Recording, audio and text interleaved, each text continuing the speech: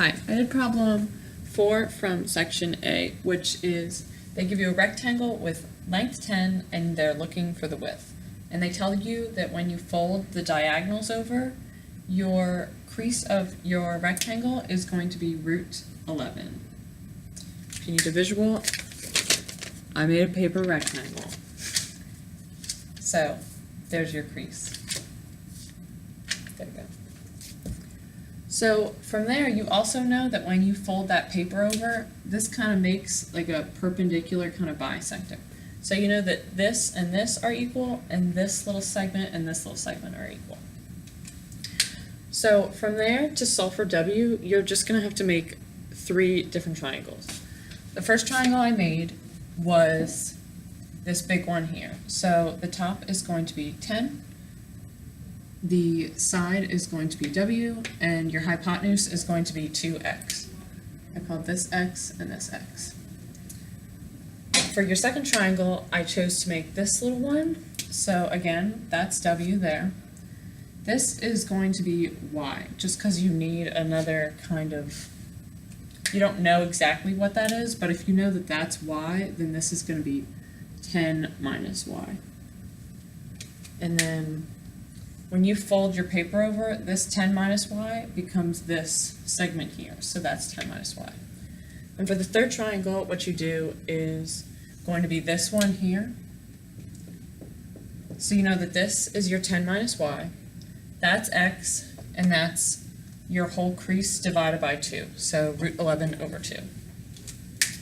From there, you're going to want to do Pythagorean theorem. So for the first one, w squared plus 800 equals 4x squared. For the second one, w squared plus y squared is equal to 10 minus y squared. And for the third one, x squared plus 11 over 4 equals 10 minus y squared. So now you have 3 equations and 3 unknowns, so you can start solving. I decided to use equations 1 and 2 and solve for those first. So w squared is equal to 4x squared minus 100.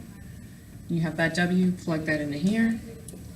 4x squared minus 100 plus y squared is equal to, multiplying that out, you get 100 minus 20y plus y squared. That simplifies down to 4y squared is equal to 200 minus 20y divided by 4. X squared is going to equal 50 minus 5y. Then you're going to want to plug that into equation 3. So you have 50 minus 5y squared plus 11/4 is equal to, or run out of space, 10 minus y squared, which is the same from up here.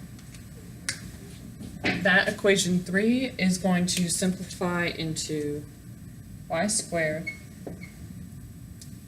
minus 15y plus 189 over 4 is equal to 0.